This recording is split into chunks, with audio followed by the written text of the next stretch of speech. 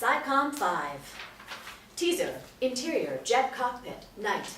Lynx, 15, stares wide-eyed at a fast-closing door as he taxis a jet rapidly towards it. Sweat begins to bead on Lynx's forehead. My name is Lynx Lockerland, and I'm 15 years old, and just yesterday it seemed my life was idyllic. I mean, for any teen boy living outside the Playboy Mansion.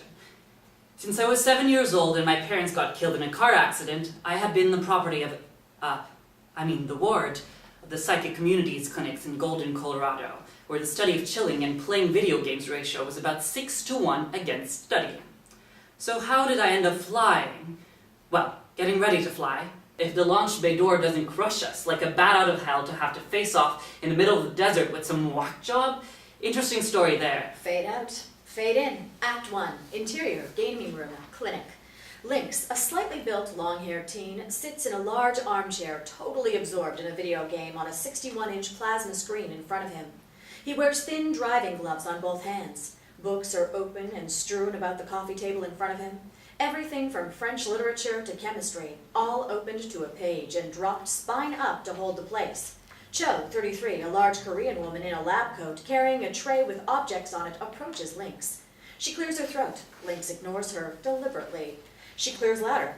Lynx continues to play. She clears so loud that this time she brings up some phlegm, takes a tissue out of her lab coat pocket, and spits into it, as Lynx turns disgustedly to her. Cho, is your job here just to gross me out? Besides, I thought Dr. Govia was gonna have you reassigned. Paperwork takes time. Besides, you don't dictate policy around here, no matter how long you've been here. 8 years, 3 months, 2 weeks, and 6 days. Mostly of bliss, except when you come at me with that crap. Time to earn your keep, Block Run. Toys like that flight simulator you made them buy you last year don't come cheap. Cho shakes the tray at him as Lynx turns back to the game. Unlike you. What was that? Hey, I've used that flight simulator plenty. And Faison asked me what I wanted for a reward for that case I broke for the FBI last year. Can I help it if I think big? Like your hips? Can we get on with this? I've got things to do. Yeah, well, I'm at the 17th level and about to crack the code to get some really cool upgrades. So not now, okay? These cases are quite urgent. They always are. I'm busy. Come back later. Cho responds by crossing behind the TV and unplugging the game. Ready now? Bitch. Cho crosses to him with the tray of objects and shakes it in front of him again. Lynx takes off his gloves. Okay, what do you want to know? Lynx quakes bodily. A close-up of his eyes reveals his pupils contracting to small black dots. Close-up of his mouth and eyes are intercut with illustrations of the scenes he's describing, with flashes of white light in the transition between the two. Rape victim. No, wait. Rape and murder victim. She put up a good fight, this one. She managed to stick one of her stiletto heels through the attacker's right calf, and looked for DNA evidence on the creep under her fingernails of her right hand, not her left. Why?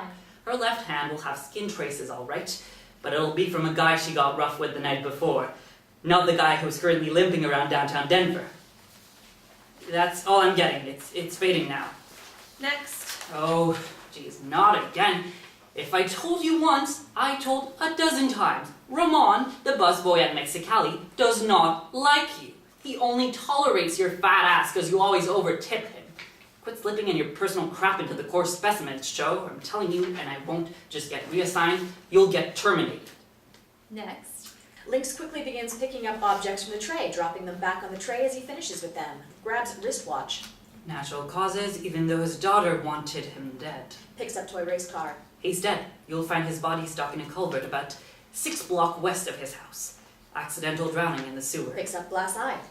Insurance fraud. The jewelry that was lost is sewn into their 2-year-old teddy bear sitting in plain sight in their crib. And I don't even want to know who this belonged to and how it relates. Puts his gloves back on.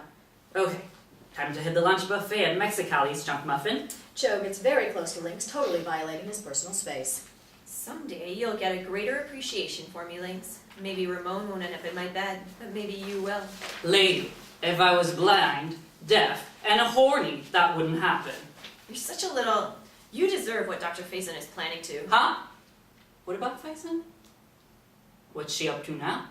Another demonstration to suck some more money out of DC? Stay away from me, freak boy. You and the rest of PSI-COM 5 will know soon enough. Just us or all the other PSI-COMs too? Cho turns and walks away. Bitch could at least plug me back in. Interior, Lucien, Govia, Lab, Day. Lucien, 44, and Veleka, 34, sit with Hadley, 17. Veleka is at a bank of monitoring equipment, while Lucien sits in front of Hadley, shining a stroboscopic, multicolored light on his face.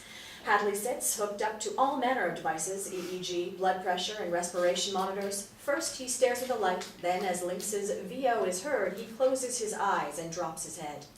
A PSI-COM is short for Psychic Community. But to find out more about PSI-COM 5 in particular, we have to check in with the guys who run it, Professor John Lucien and Dr. Velika Govia, testing out my BFF and roommate, Hadley Sanderson.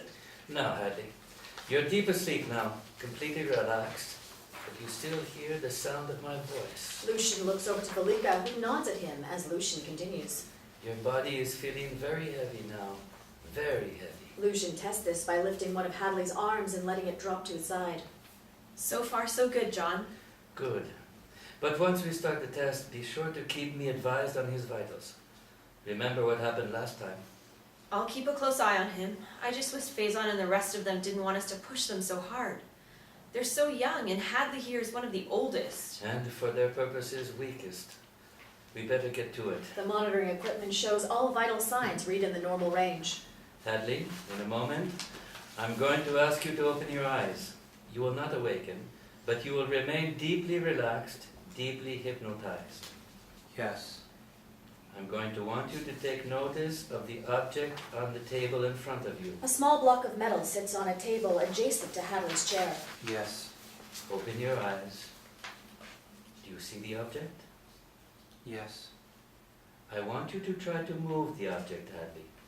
Bring the object closer to you. Can you do that? Yes. Hadley begins straining as he attempts to move the small block. As he does so, his vital signs begin to increase, starting to go off the charts. John, be careful. Yes. Bring it towards me. All at once, Lucien sees a blue hue engulf everything in the room. He knows what that means. Danger. He looks at the block starting to move. It flies at the speed of a major league pitch towards Hadley's head. Lucien jumps up and catches it in his right hand, stopping it from hitting Hadley. Ouch!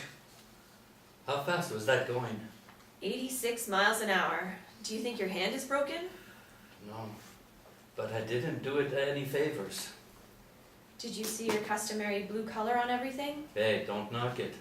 That weird sixth sense of mine has saved my bacon more times than I want to remember. It's a good thing Faison and the board don't know about your psi abilities. They put you in PSI-COM 5 instead of in charge of it. I don't like to think about that. Velika takes a long, sad look at Hadley, still in the trance, then tenderly embraces Lucien, resting her head on his chest as she speaks. Your poor hand, my love. It's a good thing he's a whiz at fine motor skills. You mean how he can use his telekinesis to practically rewire electronics? If not for that, Faison wouldn't have kept him around these last few years. Lucien kisses Velika, then snaps his fingers, bringing Hadley out of his hypnotic state. How did I do? You moved it just fine. Proud of you. I blew it again, didn't I, Lucien? Hadley, it's not a question of blowing it or not blowing it. You always say that when I blow it. You're still having some control issues, yes. Damn! I knew it! Hadley notices a large red welt on Lucien's palm. Did I do that to your hand? Technically, the block of magnesium did. I'm just glad it wasn't tungsten steel. I want so much to be useful, Professor. Like Lynx is. Your psi ability is very different from Lynx. Lynx is a psychometrist, and getting feelings from objects is nothing like telekinesis. Velika knocks a pencil she had at her workstation off the desktop and it begins falling to the floor, but stops in midair and rises and neatly settles back onto the desktop. See? You are useful. Yeah, well, Lynx is helping solve FBI cases. I can stop pencils from hitting the floor. What will I do next? Pens? Thanks for trying, Lucien. Can I go back to my quarters now? Sure, Hadley. We're done here. Way done. Guess I'll go back and listen to Lynx tell me some story about some case he helped crack between video games. Trust me, Hadley. You'll have some stories to tell someday. I'm sure of it. Hadley exits the room as Velika hugs Lucien's arm. Interior, quad mess hall, day. Lynx sips a frothy drink at a table alone, as he scans a sea of young faces having lunch at different tables. Each table has its PSI-COM designation on a plaque on the side. Of course, PSI-COM life is rather cliquish, and there's a definite pecking orders. 4s don't eat with 3s. 3s steer clear of 2s, and nobody would be caught dead with 1s. Too weak, too young. Lynx spots a young member of PSI-COM 1 crying at her table and her legs tucked up under her chin. Too cranky. Such is life in the quad. Oh, and if you're wondering why I'm sitting here alone, well, the rest of the PSI-COM usually eats fast and takes off for their respective activities. Me? I need my cappuccino. Lynx's gaze focuses in on a very attractive older female member of PSI-COM 4. And my voyeurism. Hot tea. Interior, Phaeton's office, day. Phaeton, 45, a sullen, craggy-faced woman, sits with Titansor, 55, a heavy-set, white-haired man reviewing file folders. What none of us knew at the time was that Hadley wasn't the only one that wanted a boost in his powers. Faison, our big cheese administrator, and her lapdog, Titansor, the clinic's chief of security, wanted to ramp up everybody. The results on PSI-COM 1 seem promising. On the ones that lived, or did end up drooling idiot on Ward G. This scene plays out intercut with close-ups of Joselyn, 17, a thin, freckled-faced girl with large horn-rimmed glasses, staring widely, reacting to what is being said as though she were in the room, watching and listening. We need better results than we've been getting, or DC will cut our budget, or worse, cancel the program altogether. Well, PSI-COM 1 is the weakest, least experienced with their psi abilities.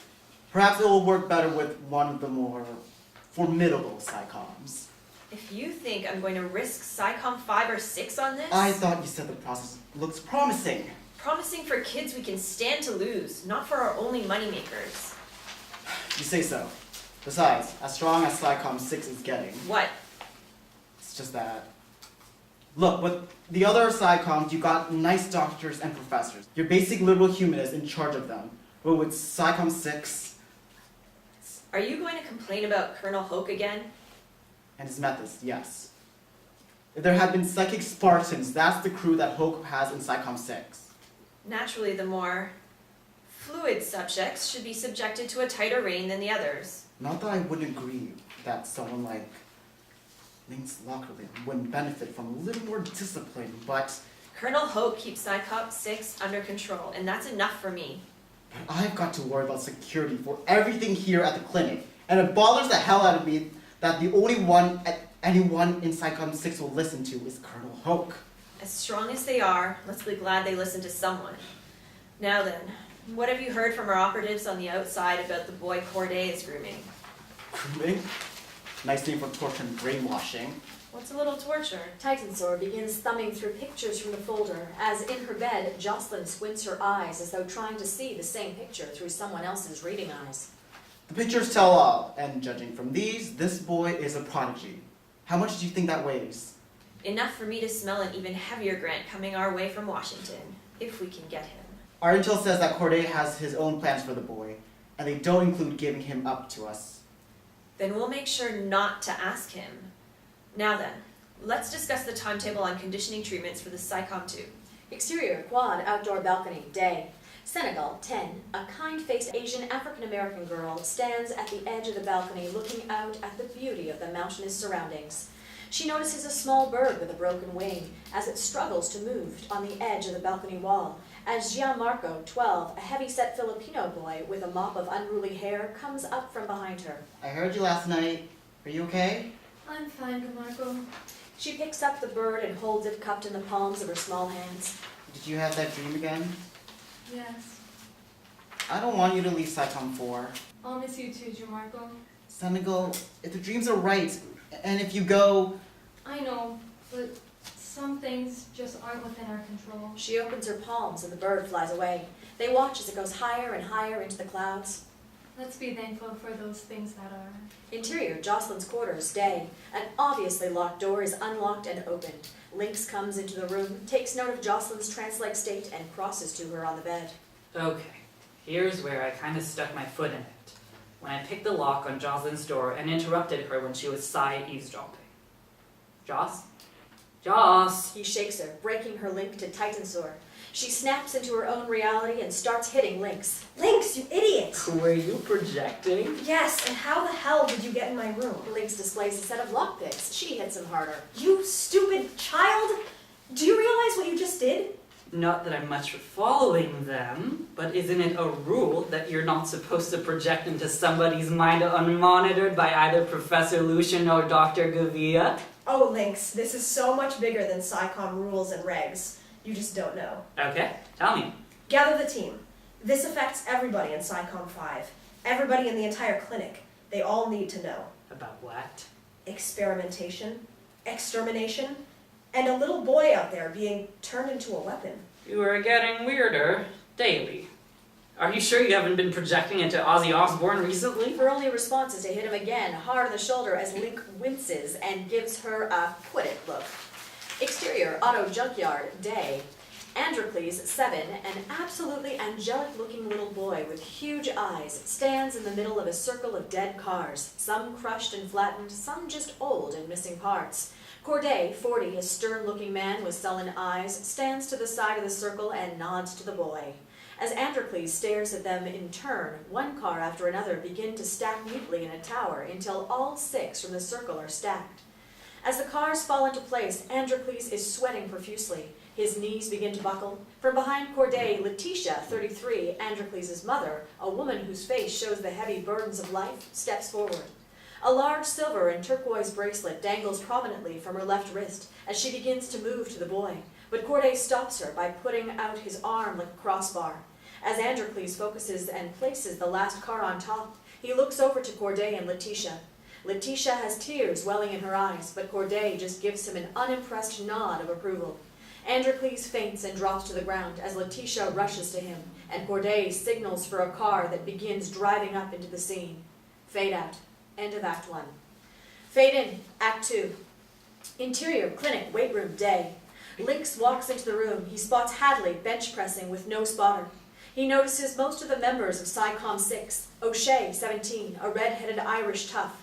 Dutch, 17, a tattooed skinhead. Hernandez, 17, a buffed-out girl. And Whitson, 16, a white-haired albino. We hear Lynx's VO as he scans the room where all are using various free weights and exercise equipment. Well, at that time, we had no idea there was a kid that could lift a Cadillac stuck in the Arizona desert with an insane taskmaster. But more of that later. For now, I was given the task of collecting Hadley from the gym, where testosterone drips like syrup off a stack of pancakes. Even from Hernandez there, and she's supposedly a girl. Most of PSI-COM 6 hangs out there, getting full use of their steroids. O'Shea, Colonel's Hoke Ramrord, and the only near sane one. Whitson, quiet, white, and hard to read. The aforementioned Hernandez and Dutch, a walking tattooed sight word. Hadley looks up from his bench pressing and sees Lynx. Hey, Lynx, come here and spot me. Yeah, right. Like I'm gonna be able to stop 200 plus pounds from landing on his neck. My idea of pumping iron was getting the wrinkles out of my linen shirts with one. Dutch and Whitson notice Lynx and nod at each other, then cross to Lynx and Hadley. Will you look at this? What you doing here, Lockrun? Stunning. Your boy's got a smart mouth, Hadley. Maybe he should have checked it at the door. Technically, there is no door, just a doorway. It's an open facility. You always got a smart mouth answer, don't you, Lockrun? Dutch grabs Lynx by the front of his shirt as Whitson backs him up and Hadley rises from the weight bench. And this is how my linen shirt get wrinkled. Dutch, please don't prove Darwin right so easily. You little... Back off, Dutch. You know that's the way he is. Yes, I'm naturally sarcastic, sardonic, and acerbic, while you are naturally violent, angry, and emotionally constipated. As Dutch begins to swing at Lynx, Hadley blocks his shot and throws him to the ground. Whitson now squares off with Hadley as the commotion has attracted the notice of O'Shea and Hernandez. They move quickly to the foursome. All right. What mischief are you starting now, Dutch? The colonel wouldn't like it. The colonel can bite me. The bag of bones here started it, O'Shea. You wouldn't shut up. I found the conversation on Dutch's end to be a little stilted. See? What'd I tell you? You want to know better than to provoke the likes of the Dutchman here.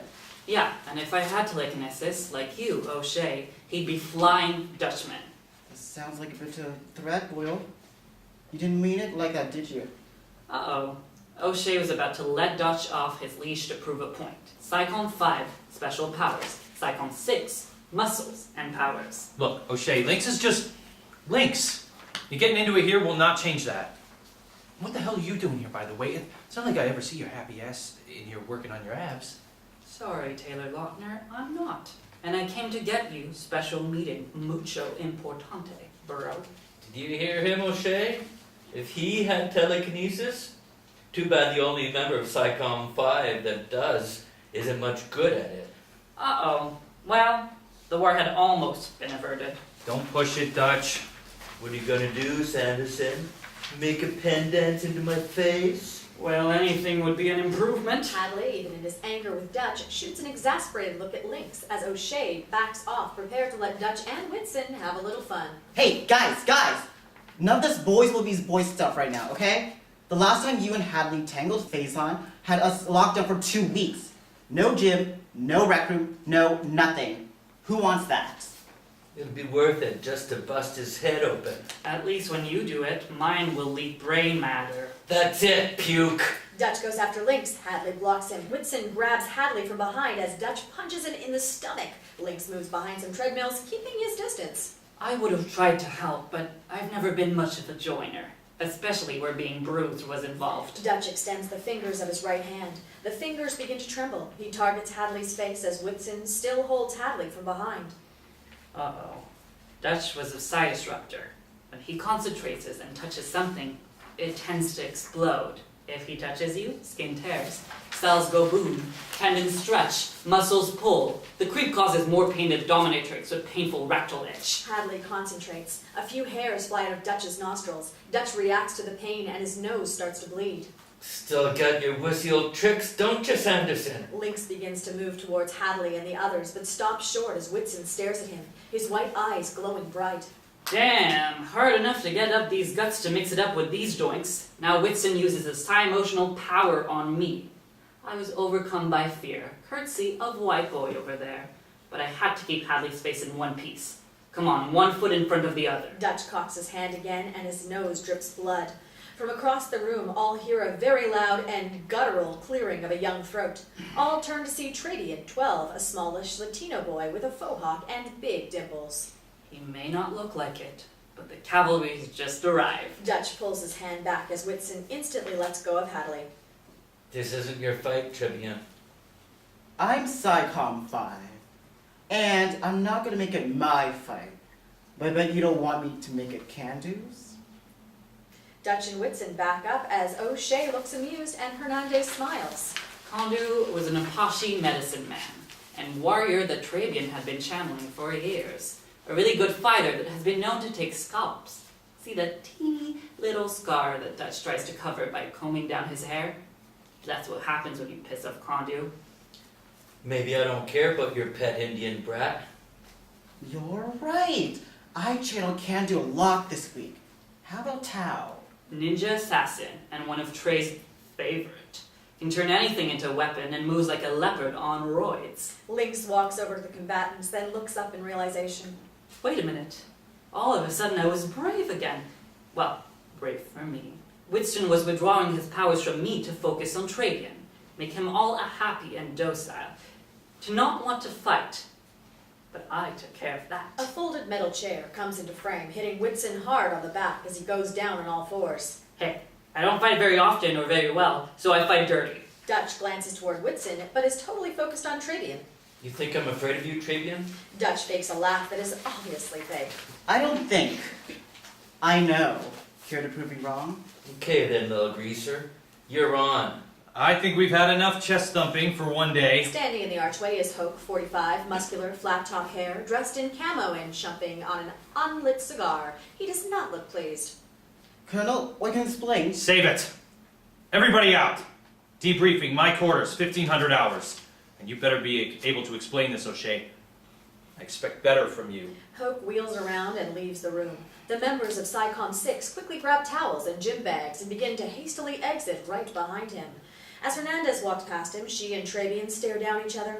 Hernandez smirks as Trabian smiles back at her, his huge dimples looking like pleats in his face. If you're sensing some history there, you're right. Hernandez is a channeler, like Trey, but Trey is way better. Keeps his links longer, tighter, and channels more deadly spirit energies. If he had been older, Hoke would have drafted him for PSI-COM 6, and Hernandez would be with us. But Hoke hates kids. Lynx stops letting Hernandez and Trey spar for fear of injury.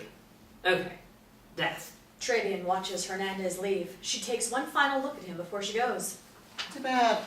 Would have been fun to mix it up with Hernandez again. If she would have joined in. Took another crack at me. No, she would have. Careful, Trey. I do believe you're drooling. For reals? Interior, Corday Mansion, Androcles' bedroom, day.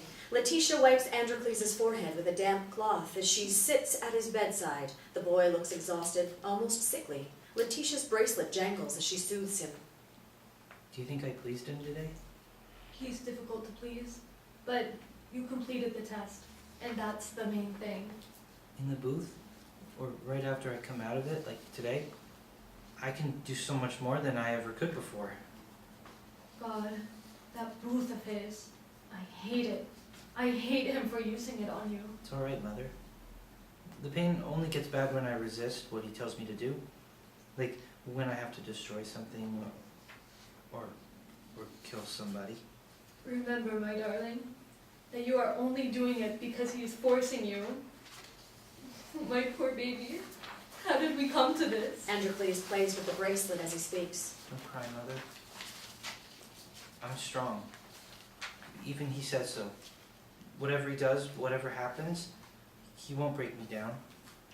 I'll still have a soul. I promise you, I always will. Corday enters the room, unseen by the duo. I know, my dearest. Leticia notices his fascination with the bracelet. You remember me telling you that this bracelet belonged to my mother, and her mother before her? If you had been a girl, it would be yours someday. I'm happy not being a girl, if it's okay with you. Of course. You are my brave boy, and I am proud of you. They both look at the bracelet, then at each other. Perhaps you will save this for your daughter, yes? When I'm all grown up? Yes, my love. When you are. Leticia's voice breaks with emotion as she hugs him tightly, like she never wanted to let go of him. The mother and child bond. Nothing in nature comes close to its essence or strength. Androcles, you need your rest after such a successful day. Get some sleep and be ready for our evening session. Leticia, a word? Interior, PSI-COM 5, conference room, day. Lucien, Velika, Lynx, Hadley, Joselyn, and Travian all sit around the conference table. Are you sure of what you heard, Joselyn? Look, Lucien, you did disable the clinic surveillance equipment, didn't you? You should have asked me that 10 minutes ago when you started this saga, but yes. I may not be much for lifting stuff, but pulling the right wires out of the cameras and mics around here is a snap. And they won't figure it's anything but a malfunction for hours. But tell me again about this first grader that can lift a cow? Not a cow, a car. Or perhaps that legendary cow car, the Mooick. Lucien, could you hypnotize him into being less annoying? Even hypnosis has its limits. Look, Joss, as much concern as I have for a little boy out in the middle of the Arizona desert being a pawn for some cuckoo, I'm somewhat more concerned about what's going on here with this, enhancement project that Faison seems to have embarked on? You say some of the kids in PSI-COM 1 have died?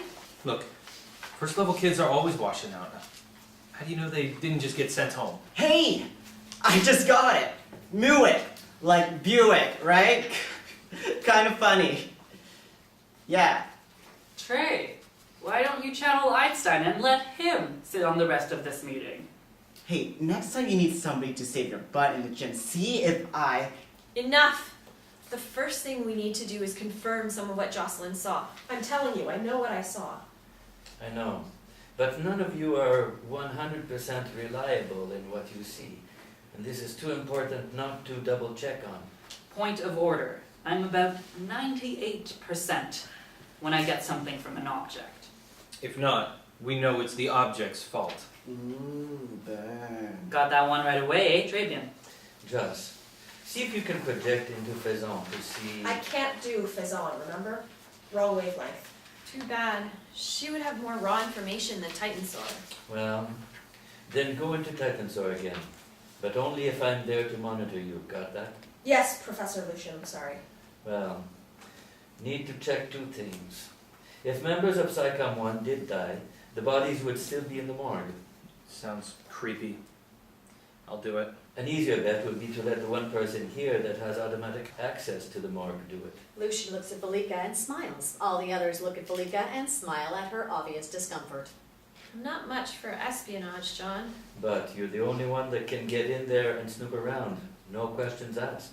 What about the ones that are worse than dead? Oh yeah, the over-salivators in Ward G. Très bien.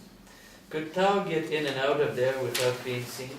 Tao can get in and out of Fort Knox without being seen. Sure, he can crack Warchi. Without killing anybody? I'll make sure he only takes the wooden katana and the blow dart gun. It just shoots a mild sedative. Man, last time that ninja nutjob shot me with one of that thing, I was out for 2 days. 2 of the nicest days of my life. I remember. Kind of funny. You drew ninja markings on my face while I was out.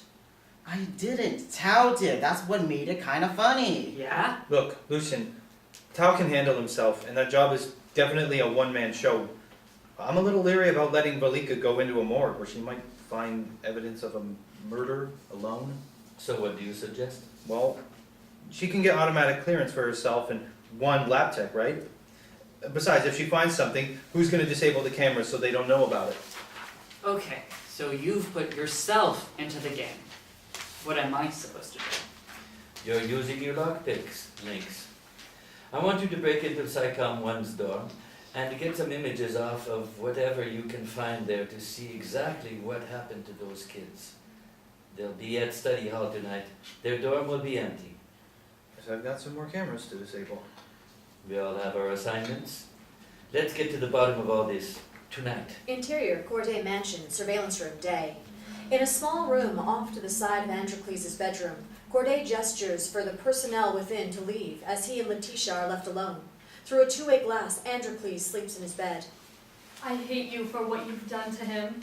For what you continue to do to him. Please, Leticia, between comments like that and tender little displays with the boy, you'd almost think you care about him. A mother like you would never conceive a son with a man she hated for drugs and security. You bastard! You know I needed those drugs to slow down my powers. Yes, and you were frighteningly powerful telekinetic. Much too powerful for your small village back in Russia to accept. Especially since you had no control at all over those powers. Your own family was scared to death of you. Especially when you were dreaming. A nightmare of yours could destroy half the town square. Aren't you glad I rescued you before they came with the pitchforks and torches? No. Looking at what you've done to him, I would have rather died in Russia. Better dead than live to see this. Better dead than ever letting you touch me! Corday slaps her hard across the face, knocking her down. A coffee cup now flies off a work table, narrowly missing Corday. He kneels next to her, pushes his thumb and index finger into the front of her throat as he speaks. Is that the best you can do these days, pet? Of course, of course. All these years of the drugs has almost totally negated your powers. Pity. But not to worry. If I and what I'm doing repulsed you so much that death would be your preference, trust me. He pushes more as she gasps for breath, and he grins with pleasure. You won't have to wait long. He releases her, leaving her lying in a heap on the floor. As he walks out and shuts the door, she staggers up to her knees and crawls over to the two-way mirror, looking at Androcles. Her hand presses against the glass. Through the reflection in the glass, Leticia's sad face can be seen, while through the glass she watches a peacefully sleeping Androcles. Fade out. End of Act 2. Fade in. Act 3. Interior, Joselyn's quarters, night. Joselyn paces back and forth as Lynx lies on her bed, throwing a stuffed monkey up in the air and catching it. Hanging out in Joselyn's room was a tradition with me, especially before a field assignment. Of course, they were usually simulations, not some rogue thing that could get us in serious trouble with Faison and Titansor, but okay. I was trying to unwind, and all Joss needed was a hot tin roof. I couldn't take it anymore. Okay, what's wrong? I'm just getting a bad feeling about this one. Oh, you get a bad feeling about everything, worrywart. No, I take that back. You're not a worrywart. You're a worry-sebaceous cyst. Just be careful tonight, and don't take any chances. Life is one big chance. You can't help but take chances if you're alive. Hadley stands in Joselyn's open doorway. He smiles at her. Is this a private party, or can anybody join in? Please do. Joss is just spazzing all over the place about tonight. What about tonight? Everything. And Lynx, quit playing with my monkey. Joselyn snatches the monkey out of the air as Lynx throws it up above his head. I had a killer comeback line here, but I didn't dare use it. Hey! Remember who gave you that monkey? Yes, and 6 years ago, when you gave it to me, you were cute and cuddly. I was never cuddly, but I'm still so darn cute. And above all, humble. I'm just saying your obnoxious act is getting old, Lynx, even for me. And I was wiping your nose when you were 7. In what universe does Lynx being obnoxious seem like an act? And Joss, just be glad I didn't come here when I was 2.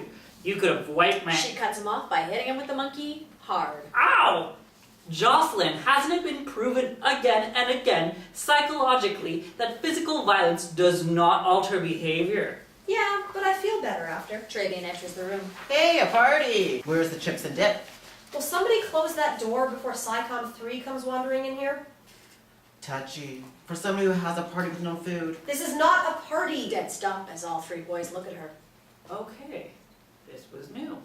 The Worry Queen, yes. Princess Freak Out, no. I'm sorry, guys. It's just... Look, it's almost time. We better get going. Or in your case, you'd better get staying. I thought Lucien was coming in here with all his monitoring stuff. He is. She hugs Lynx. You just watch your back, you hear me? You too, Trey. You're not gonna hug me, are you?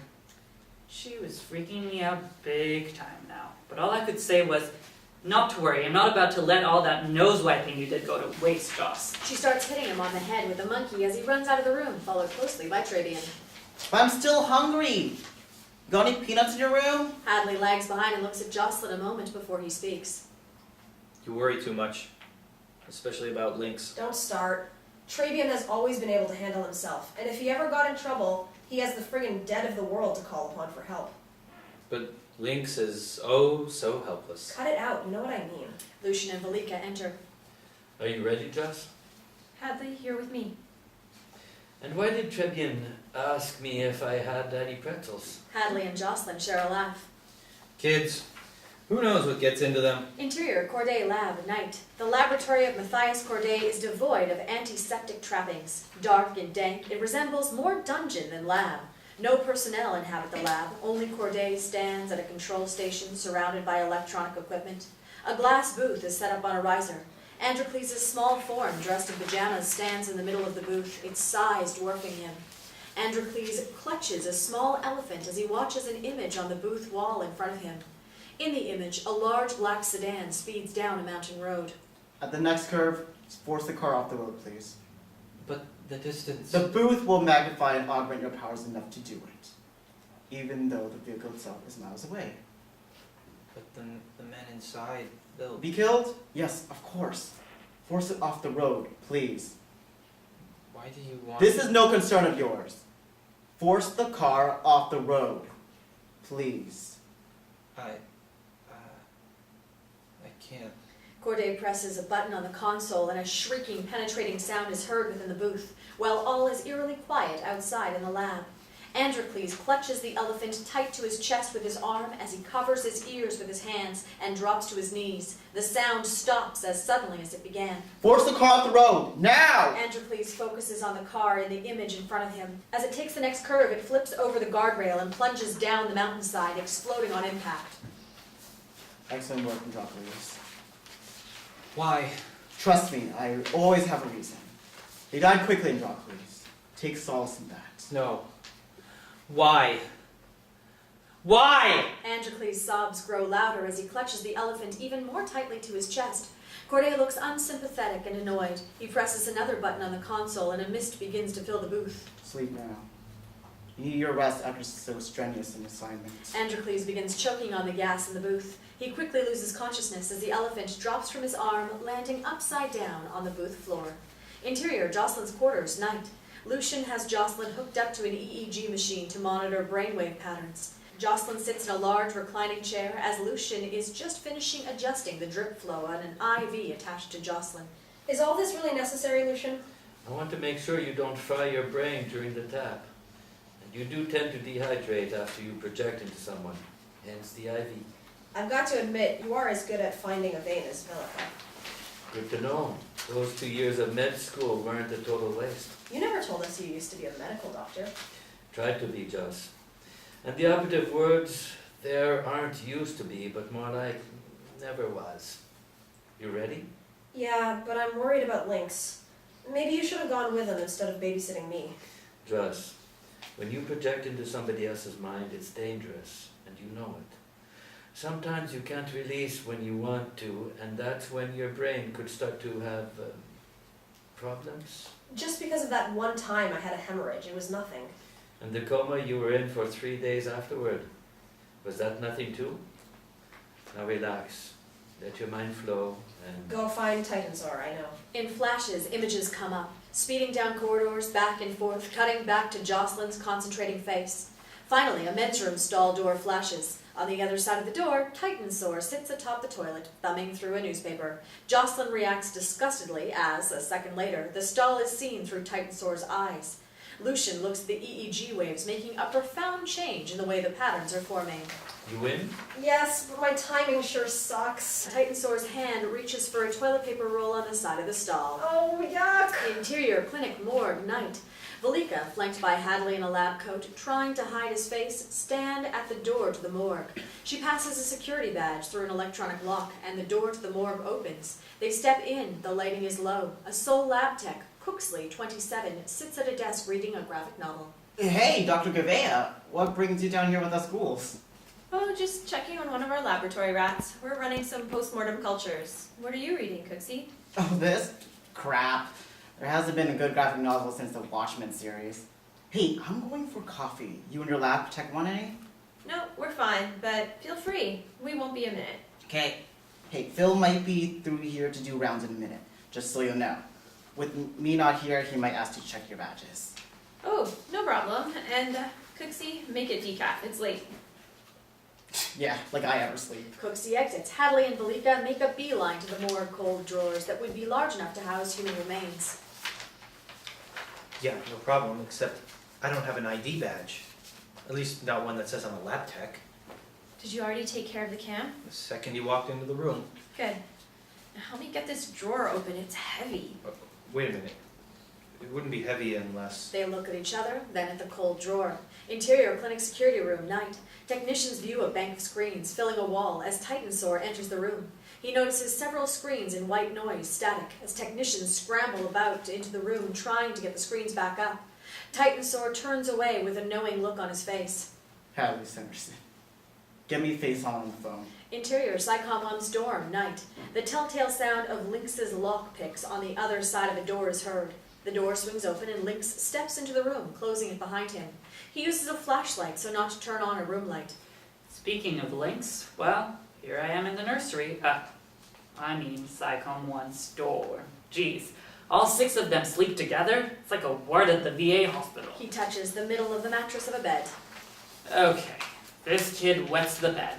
I didn't get a flash, I just felt his dampness. Let's see, what's this? Lynx picks up a teddy bear halfway hidden under the bed. He picks it up and gets a flash of a little blonde girl, about 7, with very long hair.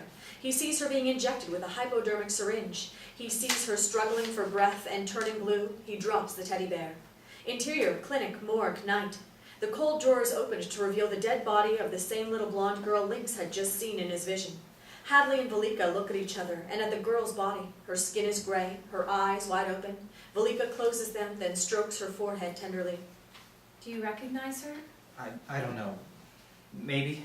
The PSI-COM 1s, we never really noticed them. They're usually so young. And... Hadley looks at the girl again, closely. God, Velika. Joss was right. A noise is heard from down the hall. Both Hadley and Velika react to it. Interior, Ward G, night. Japanese music accompanies Travian channeling Tao in full black ninja warrior regalia. He enters the room through a ceiling panel. He slides down a thin rope to the floor below. He moves silently past 2 guards into a hallway, then begins scanning the room. There's an area in the corner, the only part of the room where the privacy curtain is drawn. The steady hum and rhythmic beep of medical monitors grows louder as he approaches the curtain. Trabian quietly pulls the curtain back to reveal a 12-year-old black boy and a 9-year-old Asian girl. Both sit in armchairs attached to IVs, breathing machines, and vital signs monitors. They are both in catatonic states. Trabian begins to shake as Tao breaks the channel so Tabian can see for himself. Snapping back to himself, Trabian removes the balaclava ninja mask as his eyes grow wide in recognition. Trabian takes a closer look at the 12-year-old black boy and shakes his head. I remember playing chess with you in the quad. He moves to the 9-year-old Asian girl looking at a charm bracelet she wears on her wrist. I remember this bracelet from the Christmas party. Joss said how much she liked it. I remember you had a great laugh. Trabian waves his hand in front of the girl's unblinking, sad face. Tao, I need you back. We gotta get out of here and tell the others. Trabian shakes for a moment, his head drops. When he raises it again, the Japanese music comes up as Tao once again takes over the boy's body. He puts his balaclava back on and begins stealthily backing away from the two kids. Interior, PSI-COM 1's dorm at night. Lynx shines his flashlight around the room once more, coming upon a shelf on a headboard. At this point, I was almost afraid to pick up anything else, but curiosity got the better of me. And I felt compelled to touch this creepy-ass looking gnome on a shelf above one of the beds. It was dusty, so I knew it hadn't been handled recently, but maybe... Lynx touches it, images flow in. Lynx sees the 9-year-old Asian girl that Trabian found in Ward G. She's screaming and crying, struggling against two men in lab coats as they hoist her onto a gurney and strap her in. A flash of light and the girl is convulsing as medical personnel try to save her, shocking her with crash cart paddles. A flash of light and the end result, the girl, much the same way Trabian has just seen her, in a catatonic state. Lynx's hand begins to shake. He drops the gnome and it shatters on the floor. Interior clinic security room night. Phaeton and Titansor stand behind Hope and O'Shea, who are seated at the bank of video monitors. All the technicians have vacated the room. Can you fix what Sanderson allegedly did? No allegation to him, I've seen Hadley's work before. Man can't lift a stapler, but he's a genius at fine wood like this. Can you fix it? I'll be back online in a sec. Go, O'Shea. O'Shea closes his eyes. Flashes of cameras in different areas of the clinic. Flashes of the inside of the cameras into broken wiring repairing itself. This repeats several times as video monitors in front of Hoke and O'Shea go from static white noise to clear shots of Lynx in PSI-COM 1's dorm, Trabian climbing up a rope back through the ceiling of Ward G, and Velika and Hadley closing the cold drawer in the morgue. What the hell? O'Shea, out! O'Shea quickly complies, leaving the trio alone in the room. Not to put too fine a point on it, Axel, but something tells me your security measures are in need of a real overhaul. I don't need you to tell me about security, Colonel. Take it easy, Axel. Don't want that shunt they put in your heart last year to spring a leak. It's a stunt. Whatever. We don't want it busting on you, do we? They're all in PSI-COM 5. They've seen too much. We're compromised. Somebody want to tell me what's going on? Shut up! What do you want to do? We'll have to eliminate PSI-COM 5. Cut our losses while there's still time. Interior, Joselyn's quarters, night. Joselyn's eyes grow wide, and her nose begins to bleed as Lucien shakes her to break the link with Titansor. Joss, come on, break the link. Joselyn shakes her head and begins feeling her nose. Lucien offers her a tissue. What is it? We've got to get out of here! Why? What did you see? Lucien, we're busted. Interior, clinic security room, night. Titansor slams his hand down on a large button. Alarms begin sounding as Titansor speaks into a gooseneck microphone on the console. We're going to lockdown. All sectors, all dormitories, everybody in their assigned quarters for head count. Interior, Joselyn's quarters, night. The alarms begin to sound as Lucien looks uneasily at Joselyn. If you're sure about that last part? Sure about the Faison said? Why do you think we're going to lockdown? To make it easier for them to find us and kill us. Fade out. End Act 3. Fade in. Act 4. Interior, clinic corridor, night. PSI-COM students and security personnel run through the hallways as the alarm sounds. Amid the confusion, Senegal looks around as though trying to get her bearings. She looks up with recognition. She runs down a hallway, passing a sign reading, "To Launch Bay." Interior, Joselyn's quarters, night. Lucien looks around, reacting to the alarms. Let them all know, Joss. Tell them to regroup at the launch bay. Joselyn looks as though she were concentrating again. Interior, PSI-COM 1's dorm at night. Lynx begins to feel the side of his head as though he was getting a headache. Lynx, get out of there. Get to the launch bay. We've got to escape. Did I mention that Joss was a telepath too? We can all hear her in our minds. Well, except for Hadley. Wrong wavelength, so Jess says. And after what I just saw, she doesn't have to tell me twice to get the hell out of Dodge. Interior, ceiling crawl space, night. Trabian, channeling Tau, is moving quickly through the crawl space in the ceiling. Trabian, we're in trouble. Meet in the launch bay. We're out of here tonight. Trabian, as Tau appears to acknowledge the message and moves more quickly down the crawl space. Interior, clinic, morgue, night. Velika looks up, stopping Hadley for a moment. Velika, you and Hadley get to the launch bay. Faison and Titansor know. They're going to kill us. Move! What's wrong? You look like you've seen a ghost. No, but if we don't want to become ghosts, we'd better get out of here. Interior, clinic, security room, night. Titansor checks his revolver and holsters it. Faison and Hope watch Titansor as he moves to the door of the room. Where do you think you're going? Where I know they're going. The launch bay. Need for me and my boys Just to... tend to your PSI-COM. Have a detail of guards meet me there. No problem. Titansor exits. Faison turns to look at Hope. Feel up for new challenges, Colonel? What do you mean? A field test with PSI-COM 5 as the prey for your crew. And I'll be needing a new head of security around here. What about... To all security details, convene at the quad and await further instructions. Quad is nowhere near the launch bay. Titansor was getting ready to retire anyway. Now I won't have to pay his pension. Interior, clinic hallway, outside launch bay, night. Lucien and Joselyn run up to the launch bay door. Are you sure of the name of this man? The one in Flagstaff, the one who has this boy, Androcles? Yes, why? My God, Matthias Corday. You know him? Hadley and Velika now run up to join them. Velika hugs Lucien and the two kiss passionately as Hadley and Joselyn look on, embarrassed. Not that we were clueless, guys, but whatever happened to being discreet? There'll be plenty of time for being discreet when we're out there trying to stay a step ahead of Faison. Where the hell are Lynx and Trabian? Interior, clinic, corridor, night. Lynx and Trabian as Tau run down the hallway. I had hooked up with Trey. Well, down the hall heading for the launch bay. So now I had company barrel-assing through the corridors. Of course, at the time, we didn't know that Faison was setting up Titansor and letting us escape so she can use us as a test for how efficient PSI-COM 6 is at killing. And, unfortunately, not every security detail got the gather of the quad message. They round a corner and come face to face with a six-man detail. All have automatic pistols pointed at Lynx and Trabian. Like this one. Without hesitation, Trabian leaps over the men, spraying them with blow darts that he throws by hand expertly as he goes. 3 immediately hit the floor, 2 get off shots that miss Trabian. Trabian whirls around and throws metal ninja stars at 2 of the men, hitting them both in the hands. They drop their weapon as the other guard raises his gun to fire. Trabian unsheathes a wooden katana he wears across his back and strikes him hard across the head with it. Then does the same to the 2 disarmed guards. Trabian now stands boldly among the 6 now unconscious guards, looking quizzically at Lynx. You've got to admire efficiency. I'm just glad that Trey wasn't as good at challenging some pacifist Lutheran nun. Interior, Corday mansion, Androcles' bedroom, night. Corday watches Androcles sleep with a self-satisfied look on his face. He moves the boy's hair off his forehead with his fingers. He opens one of the boy's eyes with his thumb. Androcles, in a deep sleep, his eye swims around in its socket. Soon, my boy. The plan is in motion, and you are its linchpin. Corday opens both the boy's eyes, causing Androcles to look freakishly awake. His crossed eyes indicate that he is not. From behind an amused Corday, Leticia appears from the shadows with a dagger in her hand. Interior, clinic hallway, outside launch bay, night. Lynx and Trabian come running up to the others. What the hell took you so long, you dork? Miss you too, little doggy. Okay, now the gang's all here, and we've had a weird bonding moment. Can we scoot and boot? Trabian, are you okay? You tried channeling a ninja stealth warrior for an hour. I feel like I did when I did 10 miles on the treadmill. Tao's idea. Tao didn't kill anyone, did he? No, my channel was tight. I didn't let him. Don't channel anyone for a while, Trey. I think I'm going to throw up. Deep breaths, Trabian. Professor, can we go now? One problem.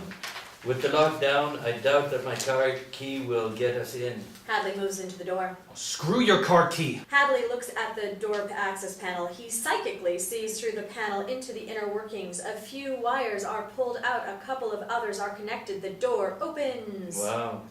I told you you'd have stories to tell, Hadley. Like the time you saved us all from certain death. Velika helps a still ailing Trabian through the door. Lucien turns to Joselyn and Lynx, and suddenly the blue wash comes over both of them. Lucien runs to them. Titansor aims his gun at Lynx. He notices Lucien's movement, and now switches his aim from Lynx to Lucien. Joselyn sees Titansor and steps in front of Lucien as Titansor squeezes off a shot. Joselyn is hit in the back, just below the left shoulder blade. She collapses into Lucien's arms as Hadley glares at Titansor. Titansor takes aim at Lucien and fires again, but Lucien's sixth sense comes into play again, and he just manages to move just enough to cause the bullet to graze his right shoulder. Hadley now looks at Titansor's chest. He sees through into the chest cavity. The heart beats wildly as Hadley stares. Sweat beads up on his forehead, and Titansor's heart begins to bleed internally as the aorta is ripped apart. Titansor looks at Hadley, then falls to the floor. He coughs blood as he dies. All rush to Joselyn. Oh, great. Now you all pay attention to me. Hold on, Josh. Just hold on, please. I've never felt so helpless in my whole life. I was afraid to take off my gloves and touch her. I didn't want to know, even though I already did, or thought I did. Lucien and Velika lift Joselyn carefully and begin to go through the door, flanked by Travian. Nice work. Time to go, bro. Lead the way, little bro. Lynx goes through the door, then looks back at Hadley, who pushes him hard into the launch bay, then causes the door to slam shut after him. Hadley concentrates and fries the door control so that it can't be opened again. Through the plexiglass at the top of the door, they can see each other. What the hell are you doing? You're going, bro. Not me. I want to get ramped up. I don't belong with you guys anymore. Hadley, you can't. They'll kill you, or worse. I've seen what can happen. Don't do this. Take care of yourself, Lynx. Next time you see me, I'll be as strong as that little kid you guys are going to try and save. Save him, Lynx. Good luck, my brother. Hadley! Hadley turns and runs down the hallway away from the launch bay. Interior, clinic security room, night. In a security screen, Hadley runs from the launch bay door. Hope looks at the screen warily. Faison smiles behind him. Faison talks into the gooseneck microphone. Security alert. Hadley Sanderson from PSI-COM 5 is heading back to the quad area from the launch bay. Apprehend and bring him to me, alive. Repeat, alive. That is all. A word of advice, Dr. Faison, don't try to make that boy any more powerful than he already is. You won't be able to control him if you do. Let me worry about that. You just be ready with PSI-COM 6 when I need you. You'll be releasing your hound soon enough, Colonel. Interior, launch bay, night. The launch bay is filled with twin-engine jets, helicopters, and small planes. Planes? The clinic is built in the side of a mountain. How did you expect to get out? Before yesterday, I never expected to leave. So, Lynx, how many flight hours have you logged in that simulator of yours? 800, why? Great. 800 simulated hours of flight. These are real planes, Lucien. Actually, they're jets. Can we take the G4? Yes, that would be the fastest. Yeah, the fastest way to die. Lucien, I can't fly that thing. Try. Interior, clinic security room, night. Faison and Hoke watch on the video screens as the G4 taxis to the runway, leading to the open launch bay door. They must know you're letting them escape. How easy could you shut the launch door by remote? I don't know. They might assume that Sanderson did something to the controls to make sure it stayed open. But let's make it interesting, shall we? Call it their first test. We do want a worthy adversary for your PSI-COM, don't we? Faison presses a button on the console and the launch bay doors begin to close. Question. Which the hell one of them is a pilot? Interior, G4 cockpit, night. Lynx looks over the instruments on the console as Lucien, in the co-pilot seat, looks on. We had to do this at night. I won't be able to sight check anything. I'll have to go by the instrument only. That's why they're there. Now, shouldn't you be increasing your speed for takeoff? Lynx glares at him. I took a few lessons in a Cessna 150 a few years ago. A Cessna, compared to this. I know it's apples and oranges. No. Apples and oranges are at least both fruit. This is more like chalk and cheese. Oh. Lynx sees the launch bay doors closing. So now we're back at the point we started. But there's so much more to tell. Let's get through this part, though. The G4 approaches the bay door as Lynx pulls back on the yoke and turns the wheel violently to the right. Here goes nothing, The Professor! G4 gets out the bay door sideways to make it through and jerkily lifts into the night air as it levels off. Interior, clinic security room, night. Faison and Hope watch the takeoff through the video screens. Impressive. Sure you want to let them go rogue? All things are under control, Colonel Hoke. Lady, the only way you're getting any of these folks back would be in separate body bags. Your PSI-COM is still stronger. The only thing that might upset that balance of power is if PSI-COM 5 gets to Androcles before we do. Who's Androcles? Interior, Corday Mansion, Androcles' bedroom, night. A close-up of Androcles' sleeping face. Corday still holding his eyes wide open. From behind Corday, Leticia raises the dagger she holds high above her head, aiming for the middle of Corday's back. Corday, as though sensing something, looks up from the boy and begins to turn around. Interior, G4, passenger section, night. Velika sits with Joselyn. The seat Joselyn is on is soaked with blood. Velika holds her wrist, checking her pulse.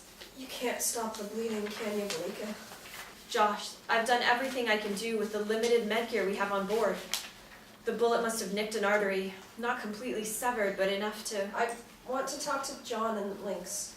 Joss, look. Velika, please, now, while there's still time. Interior, G4, cockpit, night.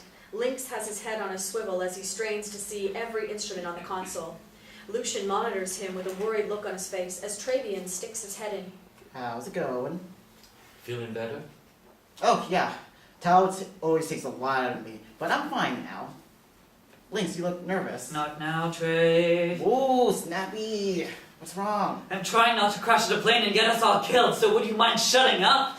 You're doing fine, Lynx. Yeah. You're flying. Yeah, now for the next big problem. What's that? Landing. Okay. It was official. PSI-COM 5 was on the run, flying to save a kid that just might be the only thing that can save us from PSI-COM 6. Fade out. End of Act 4. Fade in. Tag. Interior, G4, passenger section, night. Joselyn weakly moans as she writhes in pain. An overhead compartment across the aisle from her pops open to reveal Senegal. She hops out and goes to Joselyn. My God, who are you?